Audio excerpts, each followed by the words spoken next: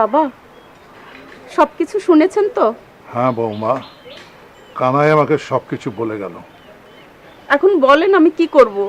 ওই কোলাঙ্গা ছেলের জন্য আমার বলার কিছু নেই মা। ওই ছেলে আমার মুখে চুনকালি মাখালো। বাবা, তুমি আমার অহংকার বৌমা, তুমি আজ ন্যায় বিচার করবে। বউ হয়ে আমি স্বামীর বিচার কিভাবে করব বাবা? তুমি পারবে, সমস্ত গ্রামের লোক তোমার পক্ষে, আমি তোমার পক্ষে। তুমি ওকে উচিত শিক্ষা দিবে। আপনি আমাকে দোয়া করবেন বাবা।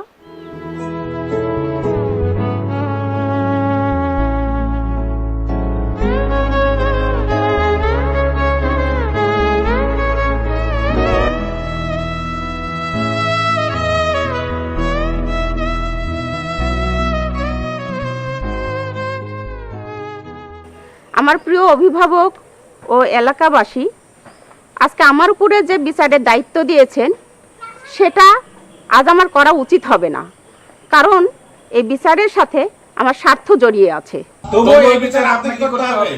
ভেবে দেখুন, আবেগের বশবর্তী হয়ে আমি হয়তো ন্যায় বিচার করতে পারবো না, তাই আজকের এই বিচারের ভার আমি মাতব্বর সাহেবকে দিতে চাই। অসম্ভব, এ দায়িত্ব আমি নিব না।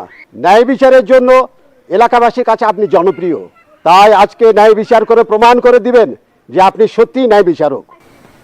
মেম্বার বউ এখন কি করবে? একদিকে স্বামী, অন্যদিকে গ্রামবাসী। তুমি দেখে যাও, মেম্বার বউ ন্যায় বিচারই করবে। মেম্বার বউ ন্যায় বিচারই করবে। মেম্বার বউ, মনটাকে শক্ত করো, তুমি বিচারক। ঠিক আছে, আপনারা যখন ছাড়বেন না তখন বিচার আমি করব, তবে আপনারা কেউ দ্বিমত পোষণ করতে পারবেন না। আমরা আপনার বিচার মেনে নেব।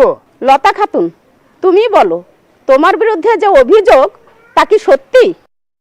সোহেল মিয়া, আপনি বলুন, আপনার বিরুদ্ধে যে অভিযোগ আনা হয়েছে তা কি সত্যি? না, সত্যি না। লতার সঙ্গে আমার অন্য কোনো সম্পর্ক নেই। চাকরির বিষয়ে ওর সঙ্গে আমি কথা বলার জন্য গিয়েছিলাম। মিথ্যা কথা, ও মিথ্যা কথা বলছে। মেলা দিন থেকে ও আমাকে বিয়ের প্রলোভন দেখিয়ে আমার সাথে মেলামেশা করে আসছে। মিথ্যা কথা? ও মিথ্যে কথা বলছে। আমি বিবাহিত, আমি ওকে বিয়ের প্রলোভন দেখাবো কেন?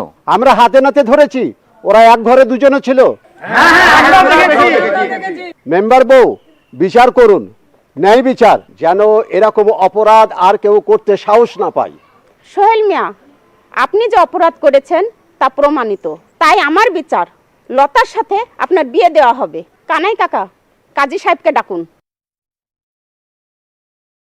আমি আপনার কাছে চিরঋণী থাকবো।